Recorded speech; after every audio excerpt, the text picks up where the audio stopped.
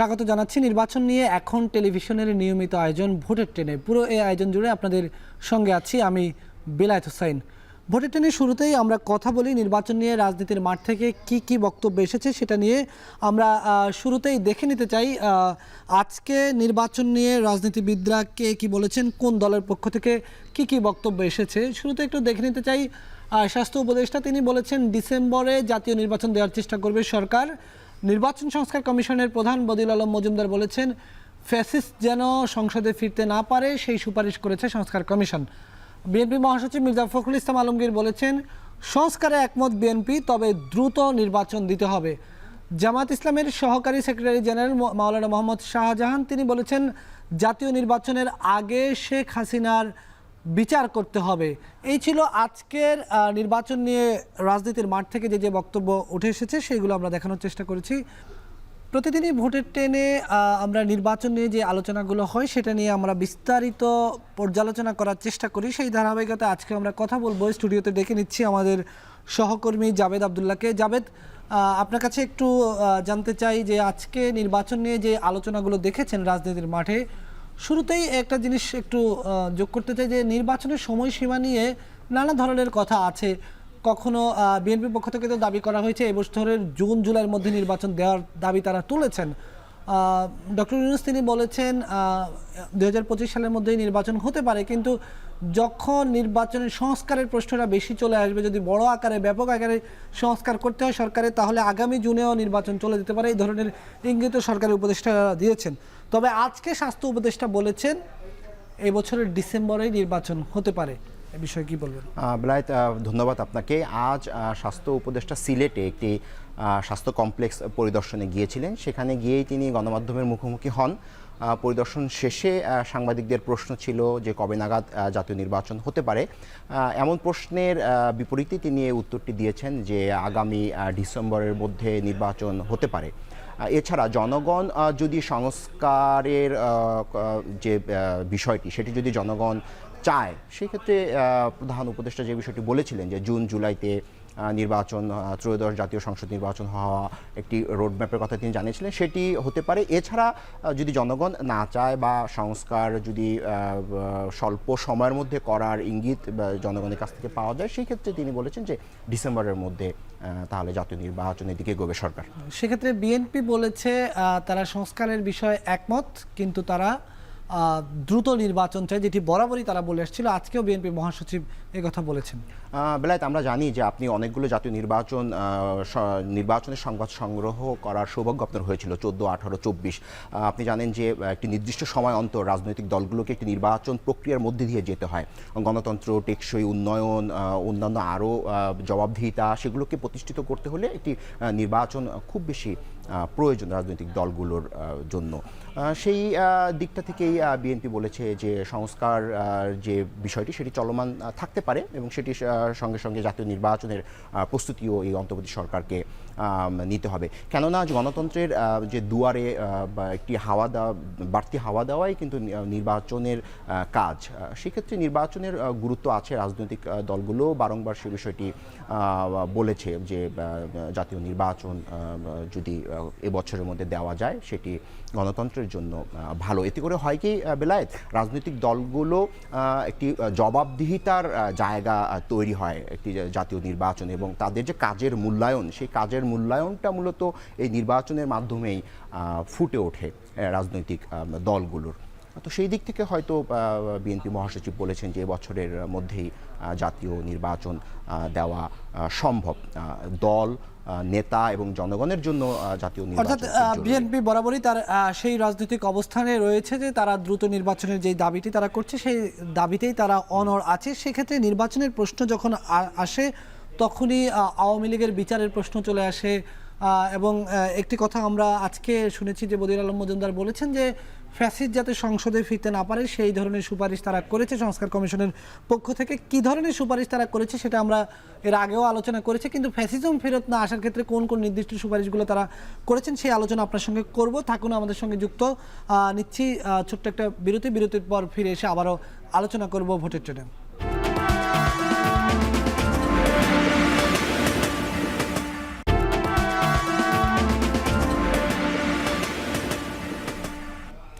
স্বাগত আরও একবার দেখছেন ভোটের ট্রেন। আমরা আলোচনা করছিলাম সহকর্মী জাভেদ আবদুল্লাহর সঙ্গে। জাভেদ, যে বিষয়টি প্রসঙ্গ তুলে আমরা বিরতিতে গিয়েছিলাম সেটি হচ্ছে যখনই নির্বাচনের প্রসঙ্গ আসে তখনই বিভিন্ন পক্ষ থেকে আওয়ামী লীগের বিচারের দাবি করা হয়। আজকেও জামাতের একজন নেতা বলেছেন নির্বাচনের আগে শেখ হাসিনার বিচার করতে হবে। বেলায়েত, আপনি জানেন যে বিগত সময়ে এই দুর্দশাপ্রাপ্ত যে আওয়ামী লীগ সরকার, তারা কিন্তু নানা ধরনের অভিযোগ তাদের বিরুদ্ধে ছিল, খুন গুম অপহরণ সহ এমন অনেকগুলো তাদের অভিযোগ ছিল। সেই অভিযোগের পরে আমরা দেখেছি যে এই যে গণ অভ্যুত্থান হয়ে গেল, ছাত্র জনতার অংশগ্রহণে বিশাল এক গণ অভ্যুত্থান, সেই গণ অভ্যুত্থানেও কিন্তু এই যে দলটি, এই দলটির কিন্তু অনেক নেতাকর্মী কিন্তু আহত হয়েছে, নিহত হয়েছে, কেউ পঙ্গুত্ব বরণ করেছে। সেই জায়গাটা থেকে মূলত এই জামাতের সহকারী সেক্রেটারি জেনারেল তিনি আজকে তাদের একটি জনসভা ছিল রাজশাহীতে, সেই সভায় তিনি গণমাধ্যমে বলেছেন যে তাদের বিচারের মুখোমুখি করতে হবে। আপনি জানেন যে এই যে এত বড় একটি অভ্যুত্থান হয়ে গেল, সেই অভ্যুত্থানে কিন্তু দলমত নির্বিশেষে সবাই যেভাবে অংশগ্রহণ করেছে, তাদের নেতাকর্মীরাও অংশগ্রহণ করেছিল। সেই দিকটা থেকে দলটির এই সেক্রেটারি জেনারেল, অর্থাৎ সর্বশেষ নির্বাচনের প্রসঙ্গ আসলেই সর্বশেষ যেই জুলাই বিপ্লবের কথা বলা হচ্ছে, সেই জুলাই বিপ্লবেও প্রায় 2000, কোনো কোনো জায়গায় 1500-এর কথা বলা হচ্ছে, প্রায় 2000-এর মতো মানুষ খুন হয়েছেন, নিহত হয়েছেন। তাদের জুলাই গণহত্যার বিচারের দাবি তারা তুলছেন। আমরা আরও এই বিষয়ে কথা বলবো। আমাদের সঙ্গে যুক্ত আছেন সহকর্মী জাভেদ আবদুল্লাহ। জাভেদ আবদুল্লাহ, আমরা কথা বলছিলাম গণহত্যার বিচারের দাবি বলা হচ্ছে, শেখ হাসিনার বিচারের কথা বলা হচ্ছে নির্বাচনের আগে। সেই বিচার প্রক্রিয়া আসলে কতটুকু সম্ভব সেই বিষয়ে আমরা প্রশ্ন করেছিলাম আইন উপদেষ্টা ডক্টর আসিফ নজরুলকে। তিনি বলেছেন অন্তত ট্রায়াল কোর্টে বিচারটি সম্পন্ন হবে। তবে যে প্রশ্নটি সবচেয়ে বেশি, যে আসলে এই যে আগামী নির্বাচন অনুষ্ঠিত হবে, সেই নির্বাচনে আওয়ামী লীগ অংশগ্রহণ করবে কি না, করলে কি হবে না হবে, এর প্রসঙ্গের মধ্যেই আজকে নির্বাচন সংস্কার কমিশনের প্রধান ডক্টর বদিউল আলম মজুমদার তিনি বলেছেন তারা এমনভাবে সংস্কার কমিশনের পক্ষ থেকে এমনভাবে প্রস্তাবনা দিয়েছেন, এমনভাবে প্রতিবেদন সুপারিশ দিয়েছেন যেন কেউ আর ফ্যাসিস্ট হয়ে উঠতে না পারে। এ বিষয়ে কি বলবেন? বেলায়েত, এই বিগত আমলে যে নির্বাচনগুলো হয়েছে, সেই নির্বাচনের ফলে নির্বাচন ব্যবস্থা কিন্তু একেবারে ভেঙে পড়েছিল। সেই ভেঙে পড়া নির্বাচনী ব্যবস্থাকে জোড়া লাগাবার জন্যই কিন্তু বর্তমান সরকার এই নির্বাচন ব্যবস্থা সংস্কার কমিশন গঠন করে।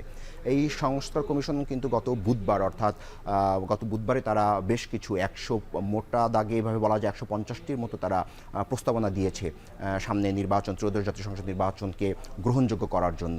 তো সেখানেই একটু বিষয় উল্লেখ আছে যে যারা বিগত সময়ে রেজিমে এবং ফ্যাসিবাদে যারা যুক্ত ছিলেন তাদেরকে যেন নির্বাচনে অংশগ্রহণ করতে না দেওয়া হয়, এবং তারা যতগুলো নির্বাচন ব্যবস্থা সংস্কার কমিশন যতগুলো প্রস্তাবনা দিয়েছিল, সেই প্রস্তাবনায় দ্বিতীয় অনুচ্ছেদে বলা আছে যে একই সঙ্গে যিনি দলের প্রধান হবেন তিনি প্রধানমন্ত্রী হতে পারবেন না, এবং যিনি প্রধানমন্ত্রী হবেন তিনি রাষ্ট্রপতি হতে পারবেন না। এমন কিন্তু নানা যে সংস্কার প্রস্তাবনা সেগুলো কিন্তু দেওয়া হয়েছে। মোটা দাগে বলা যায় যে 18টি জায়গায় এই 150টি সংস্কার প্রস্তাবনা দিয়েছে নির্বাচন ব্যবস্থা সংস্কার কমিশন। তো সেখানে হবে কি যে ক্ষমতার যে ভারসাম্য সেটি আনা যাবে, এবং দ্বিকক্ষ বিশিষ্ট যে সংসদ, একটি উচ্চকক্ষ একটি নিম্নকক্ষ, সেখানে এই সংস্কারগুলো যদি বাস্তবায়ন করা হয় তাহলে এভাবে বলা যায় যে আগামী সংসদ অনেক বেশি, অর্থাৎ রাষ্ট্রবিজ্ঞানের পরিভাষায় যদি আমরা বলি যে কর্তৃত্ববাদ ফ্যাসিবাদে রূপান্তরিত হয়ে যায়, কোনো মানুষের যখন একক কর্তৃত্ব তৈরি হয় ক্ষমতায়, সেটি তিনি ফ্যাসিস্ট হয়ে ওঠেন। সেই জায়গায় সংস্কারটা জরুরি বলে সংস্কার কমিশন মনে করছে। একই লোক তিনি দলীয় প্রধানের পদেও কিংবা সরকার প্রধানের পদে একসাথে থাকতে পারবেন না। একই সঙ্গে প্রধানমন্ত্রীর যে একক ক্ষমতা, সেই একক ক্ষমতা কমানো, রাষ্ট্রপতির ক্ষমতা বাড়ানো, এই কারণগুলো দেখিয়ে তারা বলছে আর যাতে কেউ ফ্যাসিস্ট হয়ে উঠতে না পারে সেই ধরনের সংস্কার প্রতিবেদন তারা জমা দিয়েছেন। এখন সেটি আসলে কতটুকু বাস্তবায়নযোগ্য, কতটুকু বাস্তবায়ন হয় সেটি সময় বলে দেবে। জাভেদ আবদুল্লাহ, আপনাকে ধন্যবাদ জানাচ্ছি আমাদের সঙ্গে যুক্ত থাকার জন্য, আলোচনা করার জন্য। আমরা নিচ্ছি ছোট্ট আরেকটি বিরতির পর ফিরে এসে জানাবো সংসদীয় আসনের পরিক্রমা।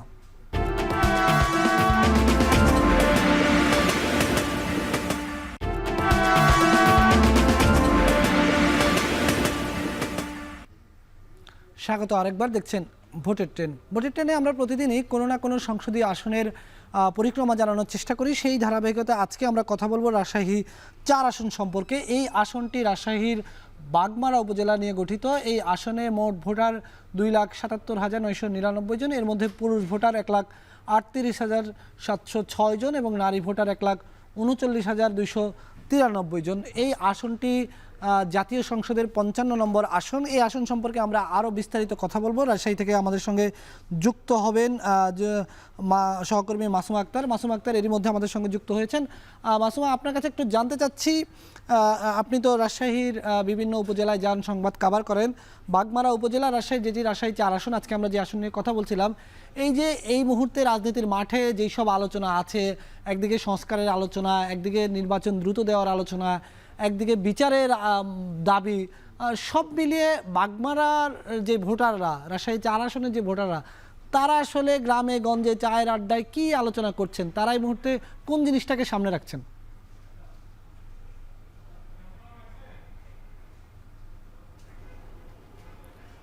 বেলায়েত, জাতীয় যে সংসদীয় যে আসনটি সেটি 55 নম্বর এবং রাজশাহী যে 6টি যে আসন রয়েছে তার মধ্যে কিন্তু 4 নম্বর আসনই বাগমারা উপজেলা, এবং সেটি ভোটারের সংখ্যার দিক থেকে যদি বলি সেটি কিন্তু দ্বিতীয় অবস্থানে রয়েছে, অর্থাৎ সংখ্যাটি কিন্তু কম নয়। একটু জানিয়ে রাখি যে এই মুহূর্তে কিন্তু রাজশাহীতে নির্বাচন ঘিরে যে আলোচনা, চায়ের আড্ডা বা রাজনৈতিক ভাবে যারা সম্পৃক্ত জনগণ রয়েছেন, যারা নেতৃবৃন্দ রয়েছেন, তারা যেমন চাচ্ছেন যে একদিকে ভোট যত দ্রুত সম্ভব সেটি সেরে ফেলতে, অন্যদিকে বা তাদের প্রত্যাশার জায়গাটি কিন্তু সেটি, কিন্তু সাধারণ যারা মানুষ রয়েছেন সেখানকার, তারা কিন্তু কিছুটা ভিন্ন মত পোষণ করছেন। একদিকে কেউ কেউ বলছেন যে রাজনৈতিক যে প্রেক্ষাপট সেটির জায়গা থেকে আসলে তারা যে পতিত সরকারের পরে আসলে জুলাই অভ্যুত্থানের মধ্য দিয়ে যে পট পরিবর্তন হয়েছে, নতুন করে অন্তর্বর্তীকালীন সরকারকে আসলে যে চাওয়া পাওয়া বা যে দাবি দাওয়া নিয়ে আসলে তারা ক্ষমতায় নিয়ে এসেছেন, সেই জায়গাতে চাচ্ছেন যেন সংস্কারের যে জায়গাটি সেটি যেন পাকাপোক্ত হয়, সংস্কার যে ক্ষেত্রে আসলে সংস্কার প্রয়োজন সেটি যেন দ্রুত সম্পন্ন করা হয়, এরপরে যেন নির্বাচনটি আসে। আবার পাশাপাশি কিন্তু কেউ কেউ বলছেন যে জাতীয় নির্বাচনটি যেন যদি দ্রুত না করে আসলে সংস্কার রয়েছে, স্থানীয় যে দপ্তর বা অফিস, আইন শৃঙ্খলা রক্ষাকারী বাহিনীর যে অবস্থান সেটি যেন সুষ্ঠুভাবে আসলে সম্পন্ন হয় এবং তারা যেন দ্রুত তাদের সেই নিরপেক্ষ অবস্থান থেকে জনগণের নিরাপত্তা, রাষ্ট্রীয় যে সংস্কার প্রয়োজন সেইগুলো যেন সম্পন্ন করা হয় এবং এরপরেই যেন আসলে নির্বাচনী যে চিন্তা বা নির্বাচন যেটি সেটি যেন দেওয়া হয়। এবং সেক্ষেত্রে স্থানীয় নির্বাচনকে কিন্তু তারা চাচ্ছেন জাতীয় নির্বাচনের পরে দিতে, অর্থাৎ এখন পর্যন্ত সেখানকার যারা মানুষ রয়েছেন তারা বলছেন যে স্থানীয় পর্যায়ে তাদের বিগত সময়গুলোতে আসলে তারা সুষ্ঠুভাবে যে ভোটাধিকার সেটি যেমন প্রয়োগ করতে বাধাগ্রস্ত হয়েছেন, কেউ কেউ বলছেন যে সেই জায়গাটি যেন সুষ্ঠুভাবে আগে তৈরি হোক, এরপরে যেন নির্বাচনকে দেওয়া হয়, তাতে করে তাদের সেই সুষ্ঠু নির্বাচনের যে জায়গাটি সেটি পুরোপুরি স্থাপিত হওয়ার পরে নির্বাচন দিলে তারা হয়তো উৎসবমুখর পরিবেশে সেই নির্বাচনী জায়গাগুলোতে তাদের পছন্দসই যে জনপ্রতিনিধিরা আসবেন তাদেরকে যেন তারা ক্ষমতা বসাতে পারেন। এবং সেক্ষেত্রে এই মুহূর্তে দাঁড়িয়ে আসলে তারা বলছেন যদি সময় লাগে তবে সেক্ষেত্রে যেন নির্বাচন কমিশন সুষ্ঠু একটি নির্বাচনের যে পরিবেশ সেটি তৈরির পরে যেন নির্বাচন দেওয়া হয়। একটু জানিয়ে রাখি যে বাগমারা যে উপজেলাটি সেটি কিন্তু একটি রাজনৈতিকভাবে আসলে শক্তিশালী একটি আসন রাজশাহীর 6টি আসনের মধ্যে, এবং বিগত সময়গুলোতে দেখা গেছে সেখানকার স্থানীয় মানুষজন আসলে স্বতঃস্ফূর্তভাবেই কিন্তু রাজনৈতিক সচেতনতা থেকেই আসলে ভোট দিতে গিয়েছেন বা যারা বিভিন্ন মতাদর্শে ছিলেন তারা কিন্তু অনেক ক্ষেত্রে দেখেছেন যে প্রতিত সরকারের যে একটি দীর্ঘ সময়ের আধিপত্য যে বলয় ছিল সেখানে দাঁড়িয়ে আসলে তারা সুষ্ঠু যে ভোটাধিকার সেটি তারা প্রয়োগ করতে পারেননি বলেও কিন্তু কেউ কেউ বলছেন।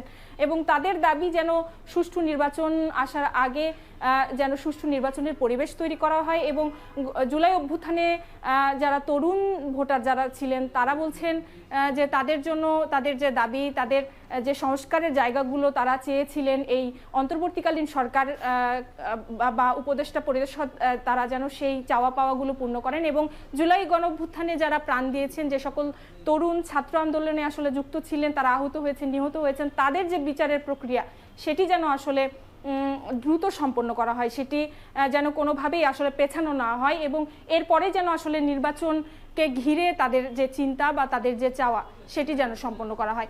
এর আগের যে কাজগুলো রয়েছে জুলাই অভ্যুত্থানের বিচারের যে বিষয়টি সেটি যেন নিশ্চিত করা হয় এবং পুলিশ বা আইনশৃঙ্খলা রক্ষাকারী বাহিনী তারা যে ভূমিকা আসলে রেখেছে বিগত সময় সেই জায়গাটি থেকে যে অভিযোগ বা অসন্তুষ্টি আছে আসলে মানুষের ভেতরে, বা যে ভীতি রয়েছে সেই ভীতিটি যেন কাটিয়ে ওঠার যে পদক্ষেপ আসলে নেওয়া প্রয়োজন সেটি যেন দ্রুত সম্পন্ন করা হয়। পাশাপাশি বিভিন্ন অনিয়ম দুর্নীতি রয়েছে, যে স্থানীয় যে দপ্তর, অফিস, আদালত বা যে বিষয়গুলো রয়েছে সেগুলো যেন আসলে মুক্ত করে যে পরিস্থিতি আসলে করা যায় সেটি যেন তৈরি করার বা প্রস্তুত করার যে প্রক্রিয়া সেটি শেষ হওয়ার পরেই আসলে নির্বাচনটি তারা চাচ্ছেন। এমনটি কিন্তু আমরা আসলে এই বাগমারা উপজেলা ঘুরে কিন্তু জনমানুষের মধ্যে সেই ধরনের প্রত্যাশাই আমরা লক্ষ্য করেছি। ধন্যবাদ। মাসুমা আক্তার আমাদের সঙ্গে যুক্ত হয়েছিলেন রাজশাহী থেকে। যুক্ত হয়ে তিনি কথা বলছিলেন রাজশাহীর ভোটাররা, রাজশাহীর সাধারণ মানুষ এই মুহূর্তে আসলে নির্বাচনকে ঘিরে যে আলোচনাটি আছে সেই আলোচনাকে তারা কোন দিকে প্রবাহিত করছেন, কোন আলোচনাটা তাদের সামনে আছে। দর্শক, এই সাথে শেষ করছি আমাদের আজকের আয়োজন। সাথে থাকার জন্য ধন্যবাদ।